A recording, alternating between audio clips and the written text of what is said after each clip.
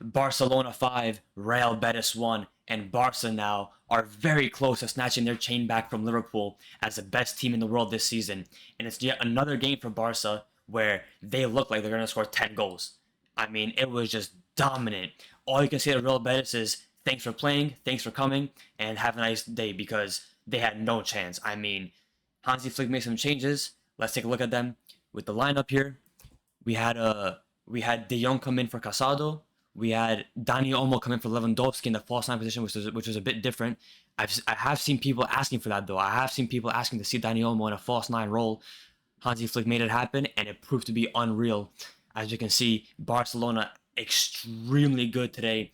And if you take a look at the stats real quick, short Barca with 3 big chances created, 18 shots, and it's almost 70% possession. I mean, and away from the stats, the way they were playing, I mean, they were inventive, they were effective, they were, efficient, and the way they played was what you want to see when you're watching the sport. It started off instantly. I mean, within the first instant, like the game against Madrid, Barca were on top, creating chances, getting shots on target. It was an instant today. Second minute in, third minute in, Gavi, 1-0, bang. Great goal from the team. Pedri hits in Dani Olmo, who turns. Great assist to Gavi. Good touch from Gavi. Good finish from Gavi, and it's 1-0 instantly. And Barcelona, currently post the new year, have been recalibrated completely by Hansi Flick. And what I've seen particularly here is they're not playing in the way that they played in the first half of the season, where they required constantly every game 90 minutes of pressure to be able to compete, to be able to dominate games against the big teams or the small teams. Right now, though, they're playing with more control. They're playing with more passes. They're not bombing up the pitch. They're, taking their time. It's more of a traditional Barcelona style, but there is still intensity. There is still high pressure, and there's a good mixture of the two. And now they're looking even better than what they did before in August and September, October.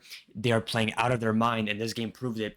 It was 1-0, and then the pressure continued. I mean, Dani Olmo had some great chances off the post. One was a great save from the keeper, and it was another great play. Pedri orchestrating again. I mean, he is unbelievable. He is the metronome in the midfield. He is the out-and-out best midfielder in the world right now. I mean, he is controlling everything. He doesn't lose the ball easily. I mean, it is unbelievable from him. He picks out Kounde, who dummies it to Yamal with a first-time pass to Kounde into the run, and it was a really good finish from Kounde with a laser beam crossbody shot against the keeper, 2-0, and Barca looked, extremely dominant. And right before halftime, Kounde had another goal where he, laser beamed it top bins off the crossbar, but that was ruled for offside because apparently Kounde's toenail wasn't cut before the game. And I understand offsides being called, for centimeters or millimeters because offside has to be offside. You can't tamper with the line of offside. But this wasn't even centimeters and millimeters. This barely even qualified as a nanometer. That's how little it was. Unfortunate. But Barca going to halftime with a 2-0 lead, and they come out the second half just as strong. A goal from Yamal canceled for offside. That was fair. And then just literally a minute later, as we can see here, Raphinha, 57th minute, Yamal goal canceled offside. 58th minute, Yamal wins the ball with good pressure off a Betis corner, and it's an instant devastating counterattack. I mean, he's driving the ball up Yamal like Messi did versus Atletico Madrid in 2011, 2012. I mean, he was bombing up the pitch. He takes a shot. The ball gets deflected and blocked a little bit. He's also fouled Yamal. The ball falls to Raphinha. It's a good one-touch finish, and it's 3-0. And from that moment on, it was just cruise control for Barcelona. Hansi Flick subbed on Ferran Torres, Eric Garcia. Araujo, by the way, was very good today. He was monstrous. As we can see here, everybody was very good. There's no rating less than 7.0. Gerard Martin was a bit woeful with the crossing, but that is expected. But he did improve in the game, after the first half. Ferran Torres comes in, great assist from Dani Olmo, and it's a very good touch and finish from Ferran Torres to make it 4-0. Dominant once again. Yamal scored another goal before the game ended and before he was subbed out, 75th minute to make it 5-0. But at that point, you're just watching the game to watch a game. You're not expecting anything to change. It was just Barcelona trying to stat pad. Yamal wanted his goal. He got his goal. That's now 3 games in a row for Yamal scoring for Barcelona. He has never had that before. So congrats to him. He's playing out of his mind currently. based on January, he is the out and out best player in the world. I mean, he is playing just out of his skin, and the fact that he's still 17 years old makes no sense. And now Barcelona are in the quarterfinals of the Copa del Rey, where they look like eventually they're gonna play against Madrid again pretty soon. So that will be interesting to see. Um, Listen, Barca have some important games coming up here. Let's see who they have next. So on the weekend, they're playing games every 3 days now. On the weekend, they have Getafe away, which will never be an easy game. I mean, that's like we know who going to Russia in the 1940s. Like it's just not. It's gonna be a very difficult task. But